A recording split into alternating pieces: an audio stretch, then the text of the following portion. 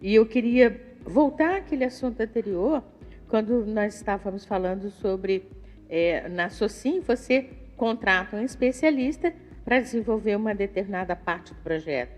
E no voluntariado você conta com a disponibilidade do voluntário, né? E aí eu te pergunto, esse voluntário que se disponibiliza, que tem a possibilidade de auxiliar, talvez ele tenha uma expertise de outra vida, se nós pensarmos em termos de multisserialidade, né? E ele, vamos dizer assim, recupera cons. Como é que você vê isso? E depois eu tenho outro aspecto para apontar. Neide, obrigada pela presença, pela pergunta. Tem um princípio que a gente colocou aqui também, acho que está na remissiologia, que é o princípio da convergência praxeológica, que ele trata um pouco sobre essa questão. Tem dois, na verdade. O princípio da convergência praxeológica. Nas responsabilidades assumidas no voluntariado, está lá em Principiologia, o último. Isso, e o princípio da ampliação do acerto, né? Então, o princípio da ampliação do acerto é quando a gente já fez alguma coisa em outra vida ou no curso intermissivo e a gente tem a oportunidade de ampliar, de continuar usando isso aqui de alguma maneira.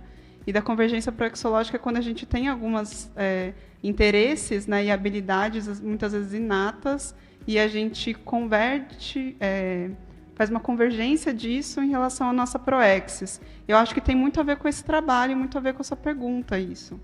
Porque às vezes a gente não fez isso nessa vida, mas fez em outra. E a gente consegue executar o trabalho muito bem. E aí tem um mecanismo multidimensional de distribuição de equipes também que acontece, que às vezes a pessoa não é especialista no assunto, mas ela consegue desempenhar um trabalho muito bem junto com o par de função.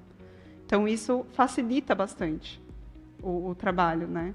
E quando cabe também ao líder, ao epicentro do projeto, enxergar isso e colocar a pessoa no lugar onde ela consiga desenvolver essa habilidade e fazer o trabalho. Então, essa convergência tem a ver com essa liderança e gerenciamento do projeto, de colocar as peças certas nos lugares certos, né? Agora, Maísa, o Júlio quer fazer... Não quer... Mas eu posso... Ele quer complementar essa questão. Desculpa. Alô? Parabéns, Maísa, pelo verbete. Na verdade, era mais ou menos isso que eu ia comentar, no sentido de qual a profilaxia para a gente não cair numa tecnocracia ou numa objetificação das pessoas em que o valor delas está apenas na capacidade técnica. E aí a gente não cair nessa parte de esquecer da consciência, na desumanização, inclusive da consciencialidade. Teve uma época aqui no CAEC que teve bastante essa discussão aqui no voluntariado. E uma das pessoas que foi, digamos assim, a gente, foi o professor Moacir, que ele não era técnico, digamos assim, ele não tinha tecnicidade em nada. E muitas vezes ele era preterido e discriminado por isso. Mas ele tinha uma consciencialidade que engolia todo mundo. E precisou do professor Valdo, da liderança do professor Valdo, para muitas vezes chegar, não, coloca o Moacir ali, não, vai ao Moacir. O Moacir que é a consciência aqui mais lúcida, ou digamos assim, evoluída. Então precisou do líder ter essa visão conscienciológica, da consciencialidade da pessoa, porque essa coisa do para não deixar que a tecnocracia dominasse o ambiente e ficasse só nessa coisa superficial da eletronótica, né? Então, na tua visão, seria mais ou menos isso que eu queria colocar. Qual seria a profilaxia para a gente não confundir essa tecnicidade que é importante, que você falou que ela é essencial, ela é importante, a competência da pessoa, mas não confundir isso aí com esses princípios da eletronótica que objetifica demais a pessoa, a consciência? Eu até agradeço a sua pergunta, Júlio, porque é uma das coisas que eu gostaria de falar, você trouxe um tema importante. Nós não somos uma empresa, então a gente ouve isso o tempo todo. Mas isso não é uma razão para a gente não usar técnicas que possam ajudar o nosso trabalho. Mas a gente também não pode objetificar como se a gente estivesse buscando lucro. A gente busca sustentabilidade e ampliação dos trabalhos, não lucro, efetivamente, né? E isso passa por recursos financeiros, passa por uma série de coisas, mas dentro da minha visão não é efetivamente o conceito de lucro, né, que a gente tem disseminado. E aí isso já cai um pouco. Eu acho que tem em algum momento, acho que em fatologia, que a gente fala... Não é em fatologia. Acho que é em paradoxologia. E o nosso lucro é um combo, né? É um combo que É a um gente combo. muita parte desse combo a gente vai ver através da ficha evolutiva pessoal e quando a gente dessomar também. Mas aqui nesse momento a gente tem que fazer um esforço grande para, como você mesmo falou, a questão da cosmoética, a questão da horizontalidade, a questão, é isso que o Júlio trouxe, do respeito. Não é... Alô? Só para dar mais um exemplo do meu caso, né? Inclusive uma sincronicidade, que hoje eu tive que mexer aqui com o meu livro, né? Estou mexendo com a segunda edição do primeiro livro. O professor Valdo que chegou e falou, não, vamos publicar o livro do Júlio, quando eu fiz esse aqui. E eu não tinha nem faculdade na época, eu tinha recém chegado, eu tinha meses aqui de CEEC. Ele não levou em conta em nenhum momento a minha tecnicidade, ou a minha competência. Ou a tua formação. Ou a minha formação, entende? Então ali o que ele viu? Ele viu a capacidade de fazer assistência para mim. Então o líder ele tem que ter essa visão também, de encaixar a pessoa na função que ela pode exercer, mas visando assisti-la também. Às vezes a gente assiste aquele liderado dando oportunidade para ele se desenvolver naquilo que ele não é desenvolvido. Exatamente. Então, por exemplo, no meu caso, né, ele chegou e falou para mim, eu, por exemplo, quando cheguei aqui, eu era um bicho do mato. E ele viu que publicando o livro, já que eu gostava de escrever, era uma forma de quê? De eu ter mais contato com as pessoas, de eu me expor, e aquilo ia fazer uma assistência para mim muito grande e ia me ajudar também a me tornar mais assistencial. Então, a tecnicidade aí no caso foi a paratecnicidade. Exato. Entende? É um processo de cosmovisão, mais da consciencialidade da coisa. E tem também o exemplo da própria professora Malu Balona, né? A professora Malu, ela não tem formação acadêmica, mas ela é uma autodidata que ela... qualquer assunto, superdotada. Exatamente, qualquer assunto que tu conversa com ela, ela desenvolve aquele assunto de uma maneira impressionante. Absurda, né?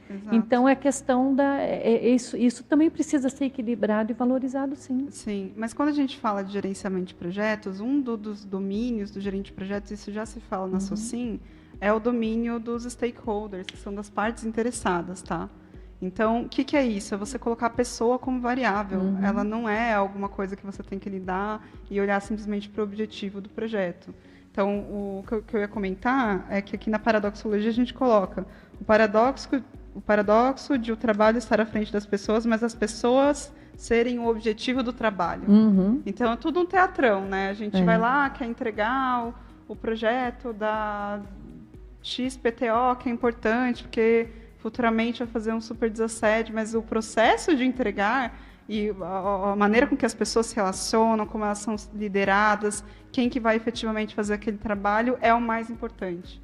Então, quando a gente fala do conceito de lucro, eu penso que aqui no meio, ele é um lucro que é uma somatória disso tudo, ele não é um lucro financeiro. Financeiro, né? Exatamente, o lucro financeiro ele acaba vindo ali quase que como contrapartida de todo o desassédio e assistência que a gente faz, né? Mesmo porque a gente tem muitas atividades que são gratuitas, né? Exatamente.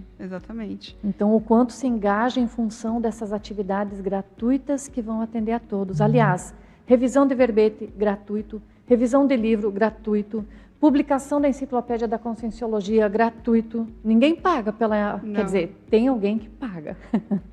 Né? Tem um grupo que paga pela publicação. Mas isso não é cobrado do verbetógrafo para ele publicar, fazer parte da enciclopédia da Conscienciologia. Então, tem toda essa questão do voluntariado, da autoinclusão. E falando, aproveitando esse gancho do Júlio também, para escrever um verbete, você não precisa uma formação acadêmica. Nós temos aqui os mais diferentes tipos de profissionais, donas de casa, pessoas que não têm formação nenhuma, mas elas vêm aqui e elas defendem o verbete com maestria, né? Justamente pela questão que o Júlio falou, da consciencialidade, dos trafores, né? E inclusive dos trafares também, daquilo que a gente precisa superar, e a pessoa vem aqui, porque é uma autoexposição, né, Maísa? Não, perfeito. A consciência, ela está além daquilo que ela está agora, né? Então, isso é o conceito aí da gente falar de serexologia, de multidimensionalidade. Então, disso que a gente falou da aplicação do paradigma consciencial dentro você da fala técnica. isso no verbete, a aplicação do paradigma, né? Exatamente. Só fazendo uma ampliação, é importante a gente... A especialidade do verbete é organizaciologia, ou seja, ela é uma proposta de organização daquilo que a gente já faz, para otimização. Então, não é uma determinação de que o objetivo está acima de tudo. Não é sobre isso. É sobre como a gente faz melhor aquilo que a gente já faz muito bem. Então, como que a gente se organiza para que tenha mais espaço para as interações, para as consciências, para as pessoas, para as demandas. Então, a consciência, ela não é só o centro, mas ela está acima de todo esse processo. Então, se a gente segue dentro de uma organização um pouco melhor, a gente tem, inclusive, mais espaço para essas variáveis, para colocar pessoas que têm aptidões anteriores, como é o seu caso, Júlio, né, que você nasceu escrevendo já, né? O Júlio foi o autor mais jovem da Conscienciologia. Mais jovem, tem um monte de livro. Não, mas você... Não, mas você foi precursora. Você foi, isso aí não adianta. E isso aí é da sua consciência, não é do Júlio, né? Vai lá, Júlio, liga esse microfone. Neide, a gente já volta para você. Mas eu também vejo como também da capacidade do líder, que a gente está falando aqui bastante Ele disso. enxergou, né, Júlio? Exato. Ele enxergou. Dele me dar a oportunidade, me estimular e me preparar para fazer aquilo também, né? Aliás, o professor Valdo, ele fazia isso com todo mundo, né? Com todo mundo. Ele enxergava além, né? Ele enxergava além. Enxergava além e dificilmente ele dizia um não para a pessoa. Não, esse projeto não vai dar certo com uma coisa. Vai lá, faz. Né? Ele incentivava a pessoa a ir, fazia.